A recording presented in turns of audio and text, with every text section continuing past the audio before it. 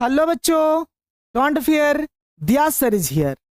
Jack board class 8, 9, 10, 11 और 12 के exam pattern और क्वेश्चन पेपर को लेकर आप लोगों का बहुत ही ज़्यादा कंफ्यूजन है। आप लोग सोच रहे हैं कि इस साल का एग्जाम पैटर्न किस प्रकार का होगा, आप लोगों का क्वेश्चंस किस प्रकार का आने वाला है, क्योंकि डेली डेली कुछ ना कुछ नया नया एग्जाम का पैटर्न आ रहा है। तो आपको बिल्कुल भी टेंशन नहीं लेना है। सब कुछ यहाँ पर मैं आप लोगों को लाइव प्रूफ के साथ बताऊंगा कि आप लोगों का इस साल का एग्जाम पैटर्न किस प्रकार का होगा, आप लोगों के एग्जाम में क्वेश्चंस किस प्रकार का आने वाला है, अभी आप लोग तैयारी किस प्रकार से करेंगे। यदि आप लोग हमारे चैनल पर पहली बार आए हैं तो चैनल को सब्सक्राइब कर लीजिए और इस वीडियो के डिस्क्रिप्शन बॉक्स में आप लोगों को व्हाट्सएप का लिंक मिलेगा, आप लोग उसमें जुड़ जाइए। आप यहाँ पर देख सकते हैं जैक बोर्ड क्वेश्चन जारी। आप यहाँ पर देख सकते हैं 2026 में आप लोगों का किस प्रकार का क्वेश्चंस आने वाला है। हमारे पास क्वेश्चंस है, एग्जाम का पैटर्न है, सब कुछ यहाँ पर मैं आप लोगों को डिटेल में बताऊंगा, इसलिए आप लोग वीडियो को पूरा देखिए। आप क्लास 8 से है, 9 से है, 10 से है, 11 से है या फिर 12 से है, हर एक क्लास का यहाँ पर एक एक करके एग्जाम पैटर्न और क्वेश्चन पेपर के बारे में मैं आप लोगों को बताऊंगा कि इस साल आप लोगों का क्या होने वाला है। बदल गया सब, इनसे आएगा प्रश्न, जल्दी देख लो। इस बार जैक बोर्ड में बहुत ही बड़ा बदलाव होने जा रहा है। समझिए कि बहुत हद तक हर एक चीज बदल गया है। क्वेश्चन पेपर आप लोगों का किस प्रकार का होगा, चलिए मैं आप लोगों को एक एक करके हर एक चीज के बारे में बताता हूं। सबसे पहले आप लोग इस अपडेट को देखिए जो कि हमारा मॉडल पेपर को लेकर है। आप लोगों का यानी कि जैक बोर्ड का मॉडल पेपर कब आने वाला है।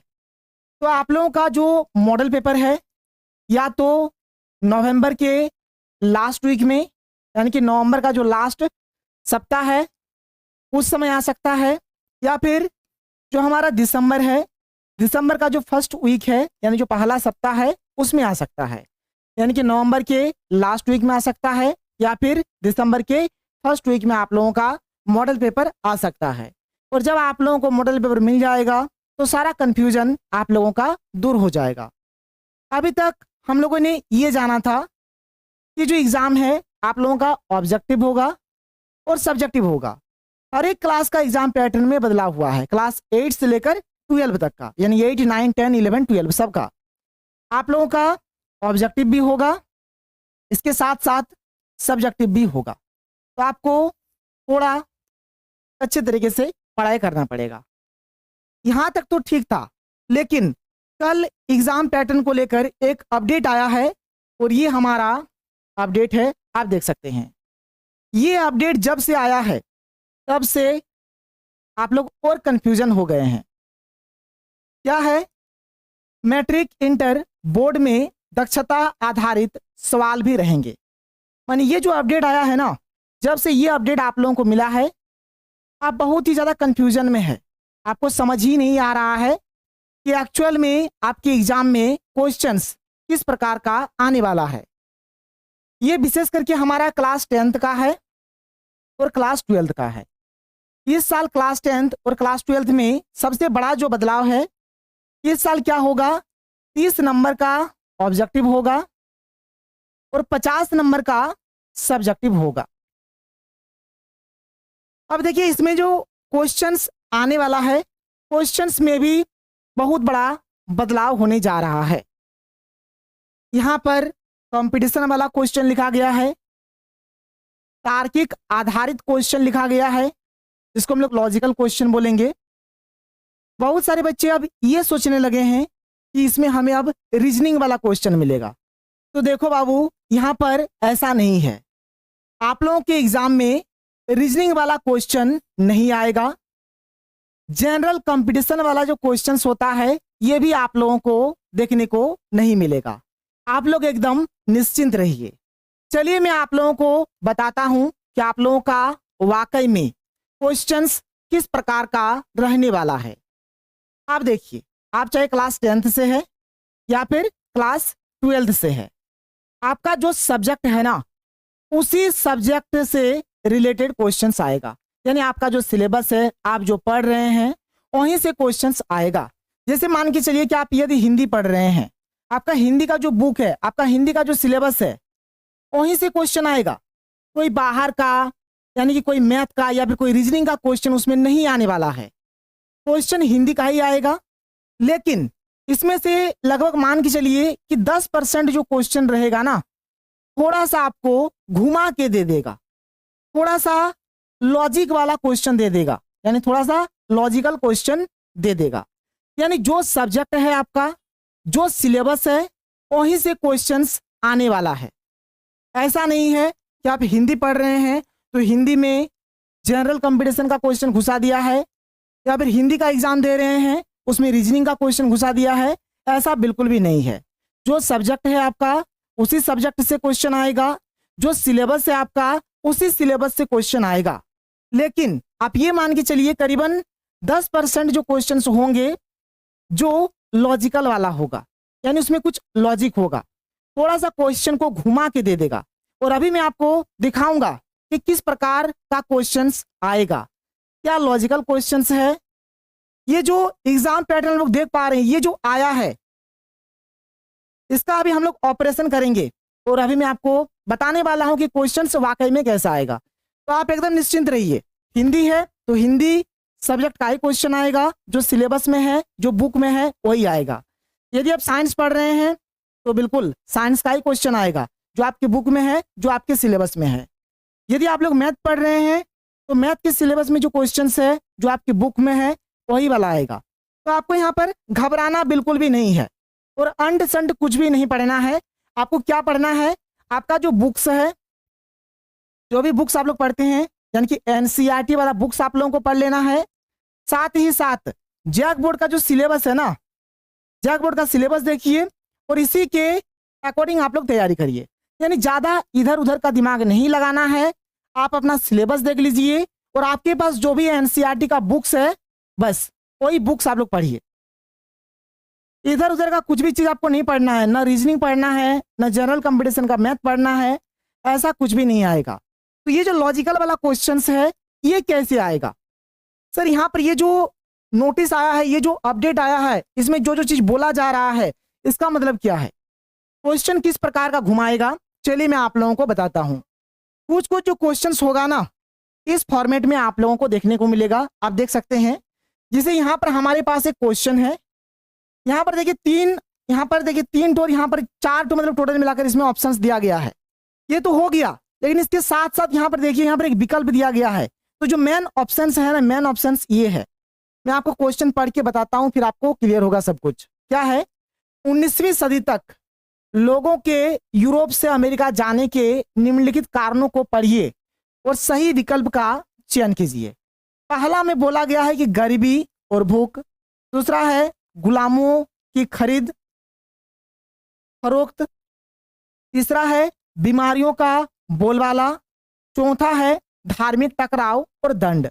तो यहाँ पर ये 4 ऑप्शंस दे दिया है। अब ये 4 ऑप्शंस में से जो आपका मेन ऑप्शंस है, ये वाला है। इसमें से A, B, C, D में से कोई आपका सही होगा। ये हुआ लॉजिक वाला क्वेश्चन, ये हुआ लॉजिक वाला क्वेश्चन। मतलब इसमें देखिए लॉजिक क्या लगा दिया है। अब पहला ऑप्शन है, पहला ऑप्शन में क्या बोल रहा है, ध्यान से सुनिए। पहला ऑप्शन में बोल रहा है कि केवल 1, 2 और 3 सही है। मतलब पहला वाला ऑप्शन में ये बोल रहा है कि ऑप्शन नंबर 1 सही है, ऑप्शन नंबर 2 सही है, ऑप्शन नंबर 3 सही है।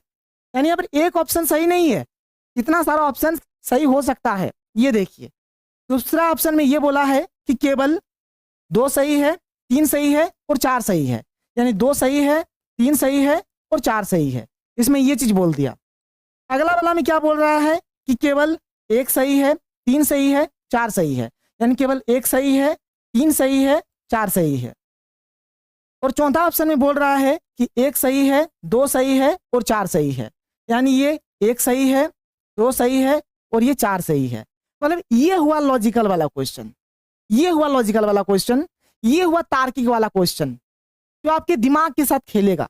मतलब इस तरह क्वेश्चंस आप लोगों को समझिए ना कि 2 4 5 क्वेश्चन, 2 से 5 क्वेश्चन कुछ इस प्रकार से आप लोगों को देखने को मिल सकता है। ये तो हुआ एक टाइप का। अभी मैं आपको बहुत सारा बताऊंगा, टेंशन मत लीजिए, पहले आइए और एक एक करके देखिए। मतलब इस प्रकार का क्वेश्चंस आप लोगों को दिया जा सकता है। इस प्रकार के क्वेश्चंस को हम लोग बोलते हैं एमएसक्यू। इसको क्या बोलेंगे? एमएसक्यू, यानी कि मल्टीपल सिलेक्टेड क्वेश्चंस। एक एमसीक्यू होता है जिसमें मात्र आपका एक ही ऑप्शन सही होता है, लेकिन इसमें एक से अधिक ऑप्शंस आप लोगों का सही होगा। तो एक तो आप लोगों को इस प्रकार का क्वेश्चंस मिल सकता है। ठीक है, वीडियो को अधिक से अधिक शेयर करिए। वीडियो भले ही बड़ा है लेकिन इंफॉर्मेटिव वाला वीडियो है। इसके बाद आगे देखिए किस प्रकार का क्वेश्चंस पूछा जा सकता है। इसमें भी वही चीज है, यहाँ पर एक क्वेश्चन दिया गया है, पहला ऑप्शन, दूसरा ऑप्शन, तीसरा ऑप्शन। ये तो नॉर्मल ऑप्शन हो गया। जो मेन ऑप्शन है यहाँ से शुरू हो रहा है। आपको बताना है कि 1 2 और 3 ये तीनों सही है। बी में बोल रहा है कि केवल तीसरा वाला ऑप्शन सही है। सी में बोल रहा है कि केवल ऑप्शन 1 और ऑप्शन 3 सही है। चौथा में बोल रहा है कि केवल ऑप्शन 2 और ऑप्शन 3 सही है। तो जब आप लोग चैप्टर्स को अच्छे से पढ़ेंगे तब आप लोग इस टाइप के क्वेश्चंस का आंसर दे पाएंगे, नहीं तो आप नहीं दे पाएंगे। चलिए ये हो गया, आगे चलते हैं। आगे देखिए, एक तो टाइप मैंने बताया, दूसरा टाइप वाला यहाँ पर आप क्वेश्चन देखिए। इसमें क्या होगा, आपको एक कथन दे देगा, आपको एक कारण दे देगा और यहाँ पर आपको ऑप्शंस देगा, option A B C D. आपको चुनना है कि कौन वाला आपका सही होगा। तो देखिए यहाँ पर कथन में क्या बोल रहा है कि पुरस्कार प्राप्त कर मन अभिभूत हो जाता है। कारण है, पुरस्कार विद्वजनों द्वारा दी जाने वाली सराहना और सम्मान का प्रतीक है। पहला ऑप्शन में बोल रहा है कि कथन गलत है और कारण भी पूरी तरह गलत ही है। मतलब इसमें बोल रहा है कि ये भी गलत है और ये भी गलत है। ठीक है, बी में बोल रहा है कि कथन सही है परंतु कारण आंशिक रूप से सही है। इसमें ऑप्शन में बी में बोला कि कथन जो है, ये वाला जो कथन जो है ये सही है, लेकिन ये जो कारण जो है ये आंशिक रूप से सही है। तीसरा में बोल रहा है कि कथन और कारण दोनों सही है और कारण कथन की उचित व्याख्या भी है। दोनों सही है और कारण जो है कथन की उचित व्याख्या है, मतलब अच्छा एक्सप्लेनेशन कर रहा है। कथन और कारण दोनों सही है परंतु कारण कथन की उचित व्याख्या नहीं है। तो आप देखिए, इसको बोला जाता है लॉजिकल वाला क्वेश्चन। और जिस सब्जेक्ट का क्वेश्चन रहेगा ना, जिस चैप्टर का रहेगा, जो सिलेबस में है वही आएगा। आउट ऑफ सिलेबस कुछ भी नहीं जाएगा, बस क्वेश्चन को थोड़ा सा घुमाएगा। अभी मैं आपको आगे और दिखाता हूं, आप इसको देखिए। ये हमारा प्रोबेबिलिटी यानी कि प्रायिकता चैप्टर का एक क्वेश्चन है। और देखिए क्वेश्चन को किस हद तक ये लोग घुमा दिया है। इसको बोला जाता है दिमाग वाला क्वेश्चन। मतलब अगर आप अच्छे से पढ़ोगे ना तो ही आप लोग ऐसे क्वेश्चंस का आंसर दे पाओगे, नहीं तो आप नहीं दे पाओगे। देखो इसमें क्वेश्चन दिया गया है, प्रश्न संख्या 19 और 20 अभिकथन एवं तर्क आधारित प्रश्न है। तर्क आधारित का मतलब ही होता है इस टाइप का क्वेश्चंस, और ऐसा ज्यादा आपको देखने को नहीं मिलेगा। 2 4 5 या 2 3 4 ऐसे देखने को मिलेगा, ज्यादा क्वेश्चंस नहीं रहेगा। ऐसा टेंशन मत लो, टेंशन मत लो, सब वैसा ही है, बस थोड़ा सा चेंजिंग यहाँ पर इस प्रकार का होगा। तो 19 और 20 जो है अभिकथन एवं तर्क आधारित प्रश्न है। 2 कथन दिए गए हैं जिनमें एक को अभिकथन ए तो दूसरे को तर्क आर द्वारा अंकित किया गया है। इन प्रश्नों के सही उत्तर नीचे दिए गए कोडों यानी कि ए बी सी और डी में से चुन कर दीजिए। ये जो पहला है आप देख सकते हैं कि अभिकथन ए और तर्क आर दोनों सही है और तर्क आर अभिकथन ए की सही व्याख्या करता है। नीचे अभी आपको देखने को मिलेगा, देखिए यहाँ पर अभिकथन और तर्क नीचे दिया गया है। ठीक है, इसको पढ़ना है और ऊपर वाले का आंसर आप लोगों को देना है। ठीक है, तो देखो आप फिर बी में बोल रहा है कि अभिकथन ए और तर्क आर दोनों सही है परंतु तर्क आर अभिकथन ए की सही व्याख्या नहीं करता है। सी में है कि अभिकथन ए सही है परंतु तर्क आर गलत है। डी कहता है कि अभिकथन ए गलत है परंतु तर्क आर सही है।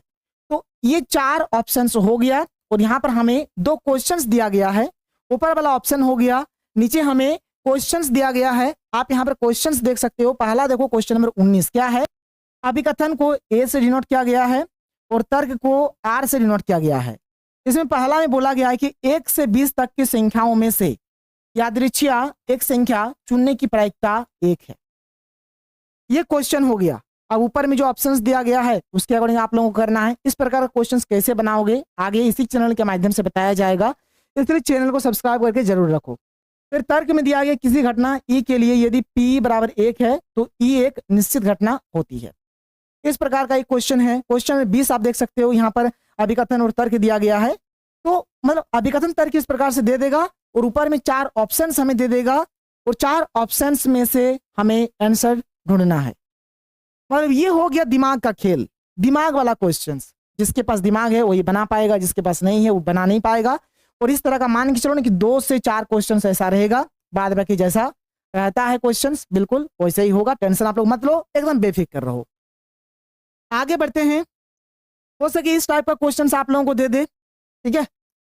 ये क्या है, मिलान कीजिए। यहाँ पर कॉलम 1 है, कॉलम 2 है, एक बांध एक नदी है, कौन किधर है। तो इस प्रकार का भी क्वेश्चंस आप लोगों को देखने को मिल सकता है। तो ध्यान रखना ऐसा भी क्वेश्चंस दिया जा सकता है। ये क्वेश्चन भी हमारा वही हो गया अभिकथन वाला, कारण वाला, ठीक है। इसी को बोला जाता है लॉजिकल वाला क्वेश्चन। यहाँ पर ऑप्शंस दिया गया है, कौन वाला सही है कौन वाला गलत है, ठीक है। इस प्रकार क्वेश्चंस रहेगा, आप लोग आराम से करोगे। तो क्लास 10th और क्लास 12th के जितने भी आप लोग स्टूडेंट हो, बस आप लोग एक बात खोपड़िया में घुसा लो, आपका जो सब्जेक्ट है उसी को ध्यान लगाकर पढ़ो।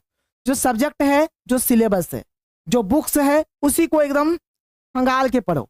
इधर उधर ऐसा नहीं कि रीजनिंग का क्वेश्चन आएगा, कंपटीशन वाला मैथ का क्वेश्चन आएगा, ऐसा बिल्कुल भी नहीं है। आपका ऐसा क्वेश्चन आएगा, इसको बोला जाता है लॉजिकल वाला क्वेश्चन, इसको बोला जाता है रीजनिंग बेस्ड क्वेश्चन, इसको बोला जाता है दिमाग वाला क्वेश्चन। मतलब इस प्रकार का होगा। इतना क्लियर हो गया। अब हम लोग आगे बढ़ेंगे और सबसे पहले क्लास 9 का एग्जाम पैटर्न देखेंगे। क्लास 9 में क्या इस बार होने वाला है। तो क्लास 9 का अगर हम लोग एग्जाम पैटर्न का बात करें तो क्लास 9th में इस साल हमारा ऑब्जेक्टिव भी होगा और सब्जेक्टिव भी होगा। अभी तक तो ऐसा कुछ अपडेट नहीं आया है। तो पहले का अगर हम लोग अपडेट के अकॉर्डिंग चले तो 40 नंबर का आप लोगों का ऑब्जेक्टिव होगा, 40 नंबर का आप लोगों का सब्जेक्टिव होगा, ठीक है। ये जो देख पा रहे एकदम ऑफिशियल है, क्योंकि 9 क्लास का एक बार एग्जाम टर्म 1 टर्म 2 में हो चुका है। टर्म 1 में ऑब्जेक्टिव हुआ था, टर्म 2 में सब्जेक्टिव हुआ था। तो 40 का ऑब्जेक्टिव, 40 का सब्जेक्टिव और 20 नंबर जो होगा ये आपके स्कूल की तरफ से होगा, या तो इंटरनल असेसमेंट बोल लीजिए या फिर प्रैक्टिकल बोल लीजिए। तो ये 40 जो है ये हमारा ऑब्जेक्टिव टाइप में होगा और ये जो 40 है ये हमारा सब्जेक्टिव टाइप में होगा। अब ये जो 40 जो सब्जेक्टिव टाइप में होगा इसमें टोटल मिलाकर हमारे 19 क्वेश्चंस होंगे। 19 क्वेश्चंस को 3 टाइप्स में बांटा जाएगा, very short type questions, short type questions और long type questions. Very short type questions जो होगा, वेरी शॉर्ट टाइप क्वेश्चंस जो होगा इसमें एक क्वेश्चन के लिए हमें 2 नंबर दिया जाएगा। क्वेश्चन नंबर 1 से लेकर क्वेश्चन नंबर 7 तक जो होगा ये हमारा वेरी शॉर्ट टाइप क्वेश्चंस होगा। यानी टोटल मिलाकर 7 क्वेश्चंस, क्वेश्चन नंबर 1 से लेकर क्वेश्चन नंबर 7 तक वेरी शॉर्ट टाइप का होगा। और ये 7 क्वेश्चन में से मात्र हमें 5 क्वेश्चंस का ही आंसर देना है। ये हो गया वेरी शॉर्ट टाइप क्वेश्चन। एक हो जाएगा हमारा शॉर्ट टाइप क्वेश्चन। जो शॉर्ट टाइप क्वेश्चन है ये क्वेश्चन नंबर 8 से लेकर क्वेश्चन नंबर 14 तक होगा। और जो शॉर्ट टाइप क्वेश्चन है इसमें एक क्वेश्चन में आपको 3 नंबर दिया जाएगा और इसमें भी टोटल 7 क्वेश्चन रहेगा और 7 क्वेश्चन में से मात्र आपको 5 ही क्वेश्चन का आंसर देना है। फिर एक आपको मिलेगा यहाँ पर लॉन्ग टाइप क्वेश्चंस, ठीक है। एक मिलेगा long type questions. Long type questions जो होगा एक क्वेश्चन में हमें 5 नंबर देगा। इसमें क्वेश्चन नंबर 15 से लेकर क्वेश्चन नंबर 19 तक जो होगा ये हमारा लॉन्ग टाइप होगा। इसमें टोटल 5 क्वेश्चन रहेगा और 5 क्वेश्चन में से मात्र हमें 3 ही क्वेश्चन का आंसर देना है। तो ये हो गया क्लास 9 का एग्जाम पैटर्न। अगर हम लोग बात करें क्लास 11th के एग्जाम पैटर्न का तो क्लास 9 का एग्जाम पैटर्न जिस प्रकार से है, क्लास 9th का एग्जाम पैटर्न जिस प्रकार से है बिल्कुल वैसे ही हमारा क्लास 11th का भी एग्जाम पैटर्न होगा। यानी 40 का ऑब्जेक्टिव, 40 का सब्जेक्टिव और 20 का इंटरनल असेसमेंट या फिर प्रैक्टिकल। 40 ऑब्जेक्टिव यानी 40 तो एमसीक्यू रहेगा और सब्जेक्टिव में बिल्कुल वैसे ही है, 19 तो टोटल क्वेश्चन रहेगा। एक होगा हमारा वेरी शॉर्ट टाइप क्वेश्चन, तो क्वेश्चन नंबर 1 से लेकर क्वेश्चन नंबर 7 तक होगा। इसमें टोटल 7 क्वेश्चन रहेगा, 7 में से मात्र 5 क्वेश्चन का आंसर देना है और एक क्वेश्चन के लिए हमें 2 नंबर मिलने वाला है, ठीक है। एक तो हो गया वेरी शॉर्ट टाइप क्वेश्चन। एक होगा हमारा इसमें short type question. Short type question जो है ये क्वेश्चन नंबर 8 से लेकर क्वेश्चन नंबर 14 तक होगा। इसमें टोटल 7 क्वेश्चन रहेगा, 7 में से मात्र 5 क्वेश्चन का आंसर देना है और इसमें एक क्वेश्चन हमारा 3 नंबर का होने वाला है। फिर एक होगा हमारा long type question. Question number 15 से लेकर क्वेश्चन नंबर 19 तक जो होगा ये हमारा लॉन्ग टाइप होगा। इसमें एक क्वेश्चन के लिए हमें 5 नंबर मिलेगा। टोटल 5 क्वेश्चन रहेगा, 5 क्वेश्चन में से मात्र हमें 3 ही क्वेश्चन का इसमें आंसर देना है। ये हो गया क्लास 11 का। फिर हम लोग बात करते हैं क्लास 8 के एग्जाम पैटर्न का। तो देखिए क्लास 8 का जो एग्जाम पैटर्न है इसको लेकर क्लियर अभी कुछ ऐसा हुआ नहीं है, लेकिन ये जानिए कि क्लास 8 में भी इस साल आप लोगों का ऑब्जेक्टिव होगा और इसके साथ साथ आप लोगों का सब्जेक्टिव होगा, यानी ऑब्जेक्टिव भी पूछा जाएगा और सब्जेक्टिव भी पूछा जाएगा। पहले क्लास 8 का एग्जाम 20 नंबर का होता था, फिर इसके बाद 50 नंबर का होने लगा। यदि 50 नंबर का ही एग्जाम इस बार भी होता है तो आप लोग ये मान के चलिएगा कि 25 नंबर का आप लोगों का ऑब्जेक्टिव हो सकता है और 25 नंबर का आप लोगों का सब्जेक्टिव हो सकता है। ऐसे अभी 8 क्लास को लेकर कुछ क्लियर नहीं हुआ है कि एग्जाम का पैटर्न वाकई में क्या होगा, लेकिन इतना क्लियर है कि ऑब्जेक्टिव भी होगा और सब्जेक्टिव भी होगा। जहाँ तक उम्मीद है कि आप लोगों को सब कुछ समझ में आ गया है। वीडियो को शेयर करिए जिससे हर एक बच्चों को ये वीडियो मिले और हर एक बच्चे समझ पाए कि आखिर में पैटर्न क्या होने वाला है। तो चलिए मिलते हैं हम लोग अगले वीडियो में। थैंक यू, जय हिंद।